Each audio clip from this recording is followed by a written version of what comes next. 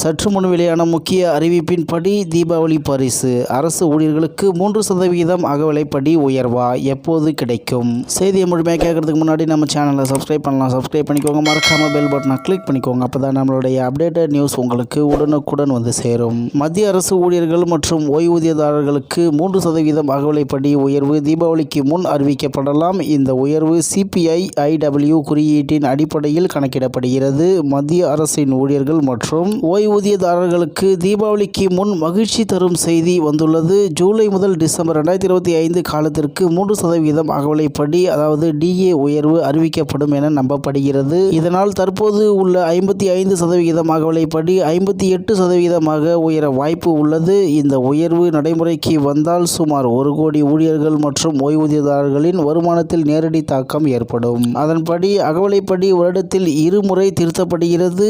ஜனவரி முதல் ஜூன் வரை மற்றும் ஜூலை முதல் டிசம்பர் என தனித்தனி காலங்களில் உயர்வு அறிவிக்கப்படுகிறது. மேலும் 2025 மார்ச் மாதத்தில் ஜனவரி முதல் ஜூன் காலத்திற்கு 2% உயர்வு அறிவிக்கப்பட்டது. அப்போது 53% இருந்த அகவிலைப்படி 55% உயர்ந்தது. இப்போது ஜூலை முதல் டிசம்பர் 2025 காலத்திற்கு மேலும் 3% உயர்வு கிடைக்கும் என எதிர்பார்க்கப்படுகிறது. அகவிலைப்படி அடிப்படை சம்பளத்தின் அடிப்படையில் கணக்கிடப்படுவதால் ஒவ்வொருவருக்கும் ஏற்படும் பலன் மாறுபடும். உதாரணமாக ஓய்வூதியர் ஒருவரின் அடிப்படை ஓய்வூதியம் ரூபாய் 9,000 என்றால் 55% DAவில் ரூபாய் 4,950 கிடைக்கும். மொத்த ஓய்வூதியம் ரூபாய் 13,950 ஆகும். ஆனால் 58% உயர்ந்தால் ரூபாய் 5,220 ஆகி மொத்தம் ரூபாய் 14,220 ஆகும். அதாவது மாதந்தோறும் ரூபாய் 270 அதிகரிக்கும். அதே போல அடிப்படை சம்பளம் ரூபாய் 18,000 உள்ள அரசு ஊழியர் தற்போது ரூபாய் 27,900 சம்பளம் பெறுகிறார். DA 58% ஆனால் ரூபாய் 28,440 ஆகும். இதன் மூலம் அவருக்கு மாதந்தோறும் ரூபாய் 540 கூடுதல் நன்மை கிடைக்கும். DA உயர்வை கணக்கிடுவது CPI